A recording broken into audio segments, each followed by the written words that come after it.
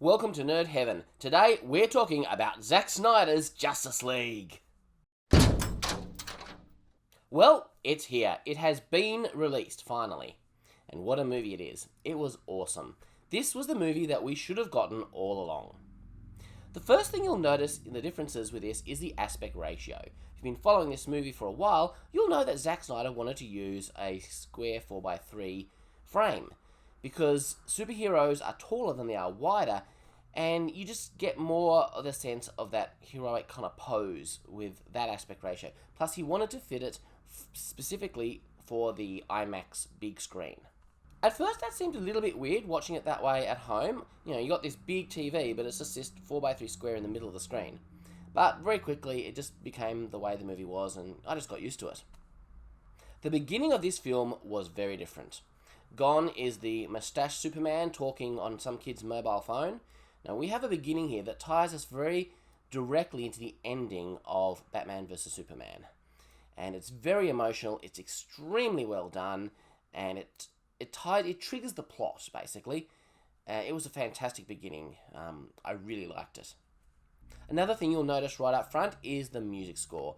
Gone is the Danny Elfman score. We've got the Junkie XL score back, which was always intended from the beginning. And yeah, look, it's great. The Junkie XL score is very clearly much better, in my subjective opinion, than the Danny Elfman score.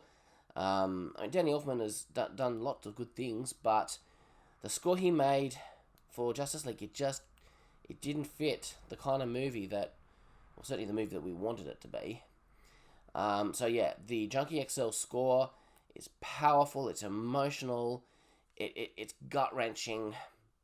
One thing I noticed, though, that there were no real noticeable kind of musical themes that really stood out like they were in both Man of Steel and Batman vs. Superman. Now, Man of Steel had that iconic Superman theme, which is carried through all the other movies. Batman vs. Superman had Batman's The Beautiful Lie theme, which was just, like, that just makes you cry, that music. I can't pick out any particular piece of music in this movie that impacted me the same way those two did. Now, it's interesting because Hans Zimmer actually came back and scored Wonder Woman 1984, and I didn't feel like that was kind of up to his usual standard either. I think maybe what I'm finding is that I like Hans Zimmer and Junkie XL the best when they're together. Now, there were some scenes in this cut that I was surprised to see that were in the theatrical cut. Now, some of these were unexpected, but even those, they mostly came across very differently in this cut than they did in the previous cut, because of the music, because of the framing, the colours, the overall tone. A very powerful example of this is a scene early in the movie, you've seen it before, where Wonder Woman saves some school kids from some terrorists. In this version, I really felt the danger. I saw the fear in the eyes of those kids, and it just impacted me so much more powerfully in this version. It was really quite amazing. Like, my daughter was there watching it with me, and she's like, it's like I'm watching the same movie, but I'm watching a completely different movie. And it reminded us of those YouTube videos, the Editing is Everything ones, where they do a trailer for a movie in like 20 different genres. It just shows you the power of the editing and all those other aspects. I think that was helpful for my daughter as an actor. She's really into drama, to see there are so many different elements in a movie that contribute to the storytelling. Let's talk about Steppenwolf. Man, Steppenwolf looked so much better in this version of the movie.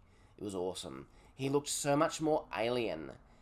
Steppenwolf in the theatrical cut, he just looked like this. I actually thought it was a guy in makeup, because it just looked like a guy with a little bit of yellow slapped on his face and then a really stupid looking helmet on his head. But this Steppenwolf, that Gone is the silly helmet, but he's got these horns that are a part of his head, and that makes him look so much more alien. And the face, just the way the face integrates with the rest of his head, it makes him look alien and exotic and scary, and just it was fantastic. I really, really liked the look in this. And it was so much more than just his appearance. Steppenwolf felt dangerous in this version of the movie. I actually felt fearful of him I was worried for these Amazon warriors. I was worried for anyone who was going to come into the path of this creature, because he was one scary bloke. I never really felt fearful of the weird Steppenwolf. This version of the character had motivations and backstory that made sense and were compelling. And his armor, that was awesome. But he looked even more awesome when the armor came off, and you could just see how alien this guy is. Very cool. Now, Flash and Cyborg, they were so much better in this movie. They were actually characters, believe it or not. Now, Flash was still used for some comedy, and some of his reactions were still kind of a little bit annoying, but they felt so much more natural. Now, a wonderful example of this is when they first come into the Batcave and he sees it for the first time. In the theatrical version, he's kind of zipping around, and then he kind of comes and looks right into the camera and he goes, "It's like a Batcave!" And that was just such a horrible, just cringy, horrible moment that I just did not like at all. In this version, he's still got that same childlike sense of, wow, this is the Batcave. But the way it's expressed, it comes across so much better. Now, Barry's scene with Iris West was wonderful. And yes, it was still very much a humorous scene. But you know what? It was actually funny. Like, I laughed at this scene.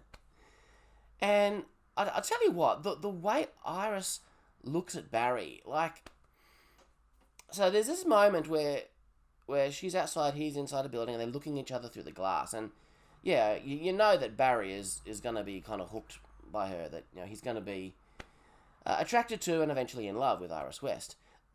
But the way she looks back at him, wow, she can tell that she's really interested in this. Oh, who's this guy here? I've seen the first couple of seasons of the Flash TV show, and with all the angst and the drama, I never really felt anything regarding Barry and Iris and their relationship. The show never made me feel anything. But this one scene in the Snyder Cut, I am really rooting for these kids to get together, because I can just see that spark between them, and it is really sweet, and it is really, really great to see. But this scene uses some really good use of slow-mo. They really drag the scene out, almost too much. But this is Barry in his world. This is him using the speed, and we get to see life through his eyes. And we've seen that before in Smallville and stuff, but this really, really goes into it. And he's there, he's saving Iris. You've seen that in the trailer. And he just kind of takes this moment just to really look at her and go, wow, this girl is really pretty. I've got to save her life, but I've got a moment here to admire her. And because he is just so super fast, he can do that. And so he lets himself live in that moment for a moment. And again, it was really sweet. Cyborg had a very moving backstory and a very satisfying arc in this version of the film. Zack was not kidding when he said that Cyborg is the heart of this movie. Tied into Cyborg's character arc is the way that Steppenwolf finally manages to get that third mother box, and it's done so much better in this version of the movie. Again, there's emotion, there's things that matter in it. But Cyborg was vitally important to saving Earth. He had an important reason to be there in this version. Aquaman wasn't really that much different in this cut, but his relationships with Falco and Mira were much more fleshed out, leading into the Aquaman movie a lot better. And Wonder Woman, again, was not that much different, but the Themyscira sequence in this cut of the movie, wow, that was so much better. That was powerful. Now, I loved Ben Affleck as Batman in Batman vs. Superman. Such a great portrayal. But in the theatrical cut of Justice League, Batfleck just didn't really feel like Batfleck. But here, in this version, he's back, mate. And he feels like Batfleck again. And he has some much better scenes with Alfred. Now, Superman, man, everything is better with Superman in this movie. Everything. The longer runtime meant it was ages before we actually got to see Superman, and that really allowed us to wallow in the fact that this is a world without Superman, and it was important to make us live in that world for a while before they brought him back. So we get to see Superman coming to terms with being himself and being alive. It's still fairly brief, but it's there. We actually get some emotion and some character, And no stupid quips about death feeling itchy. Come on. Superman was used so much better in the climax of this cut of the movie. Superman is powerful and dangerous, and there's no stupid laughing Superman and Wonder Woman making degrading remarks about working with children. All that's gone. And the black suit, mate. I love the black suit as an important link back to the comics. I mean, it doesn't mean a whole lot in terms of the story, but it's a visual tie into the comics that means a lot to people who have read the Death of Superman and Rise of the Superman. Now, Lois's scenes in this movie, again, were so much better. Just more genuinely emotional. Her grief was more raw.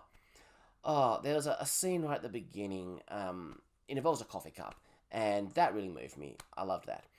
And Lois's scene with Martha in this cut was so much better than the equivalent scene that she had in the other version of the film. So much better. Now, I don't think it's a spoiler to mention Martian Manhunter. Zack Snyder has been talking about this for years on the internet.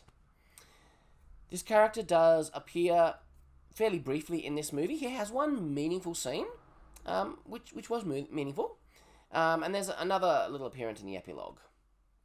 I'm still not sure how I feel about the particular character that ended up being Martian Manhunter, about them being Martian Manhunter. I mean, I liked that character for who they were, and it's hard to accept that Martian Manhunter, never helped in Man of Steel or Batman v Superman, at least not in the way that he could have. So I'm kind of in two minds about that bit. What I'm not in two minds about is the Joker scenes. I always liked Jared Leto's Joker, but after this movie, everyone will like Jared Leto's Joker. Trust me. The climax was so much better in this cut of the movie. It was like a different movie. It all tied in with character. It was so much more satisfying. Having seen the Snyder Cut now, and particularly the climax of it, I realised that what was done to the theatrical cut of this movie was nothing short of a crime. A crime against art, and a crime against the artist. This movie is divided into 6 chapters, which feel like natural divisions, making the whole thing feel like a show that you can binge or watch separately. And although it is very long, I very happily sat and watched this whole thing in a night. It was a good experience just to see the whole thing together. The epilogue brought a couple of surprises in otherwise familiar scenes, and there was one big extended part, which I really can't talk about in a non-spoilery way. The epilogue leads into what might have come next in a sequel, without taking away from the satisfying nature of the ending of this film. Now, there were 1 or 2 things in the theatrical cut which I assume were Whedon editions because they weren't present here, which I liked. Not big things, and all the other awesomeness meant that I didn't waste too much time missing them, but there were a couple of moments that I liked in the theatrical cut that were absent here. I have a lot more to say about this movie, but I'll do that in my usual format where I discuss and analyse the movie scene by scene. That'll take a lot longer to do, and I'll do that sometime in the coming months. Justice League has been well and truly redeemed. We now have an incredible trilogy in Man of Steel, Batman vs Superman, and Justice League. A very satisfying trilogy, which in a lot of ways is Superman's story. I am so grateful for the worldwide fan movement that helped bring this movie to reality, and more important, helped raise more money for suicide. I am so grateful for the worldwide fan movement that helped to bring this movie to reality, and even more importantly, raised so much money and awareness for suicide prevention. I was only a very small part of that. I tweeted things and all that, but man, I mean, these people that raise money and they put billboards up and they'd skywriting in the sky, like, they're some passionate fans, and I take my hat off to those people. I wouldn't have got to see this movie without them. If you are in any way interested in superheroes, then you need to see this movie. And with all of that said, I would like to end this review in the same way that the movie ended.